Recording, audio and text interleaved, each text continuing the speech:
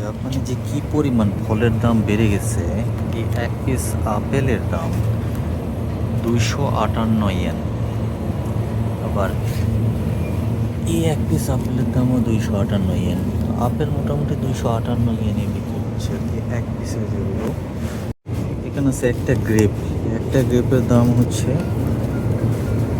215 yen.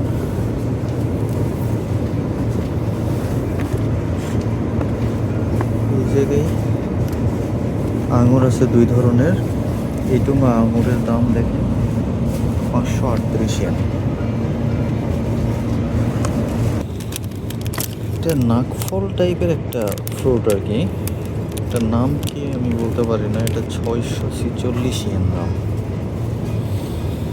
আর কাগির যে দাম, যে কাগি গত বছর 100 ইয়েন করে একটা খাওয়া যেত, সেই কাগির দাম এখন এবার বেড়ে 280 ইয়েন হয়ে গেছে।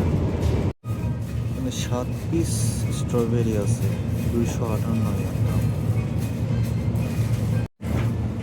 কমলার ভিতরে মনে হয় সোনা দেওয়া আছে, না হলে 1058 ইয়েন কেন দাম হবে এই 2 পিস কমলার। একটা মাত্র অ্যাভোকাডোর দাম হলো 258। এখানে এক পিস গাজর আছে, গাজরের দাম হইল 97 ইয়েন। এই জায়গায় 4 পিস সাগর কলা, যে কলা বাংলাদেশের গরুকেও খাওয়ানো হয় মাঝে মাঝে, সেটার দাম হলো 322 ইয়েন, 4 পিসের দাম। এখানে আনারস আছে,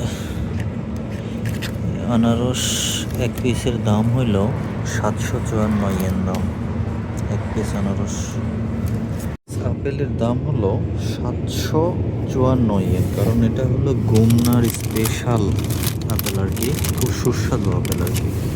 এখানে 125 গ্রাম ব্লুবেরি আছে, যার দাম হচ্ছে 646 ইয়েন। এখানে ছোট একটা ড্রাগন ফল, যেটার দাম হলো 431 ইয়েন। এ জায়গায় আবার জাপানের যে আপেলটা আছে, এই আপেলটা 4 পিসের দাম 755 ইয়েন। আর এটা হলো মাস্কট, এটা সোনার চেয়েও দাম বেশি, 2777 ইয়েনের মতো দাম। আর এই কিনারটা হলো 539 ইয়েন। এটা অনেকটা কমলার মতো বা এই মালটার মতো দেখতে আর কি।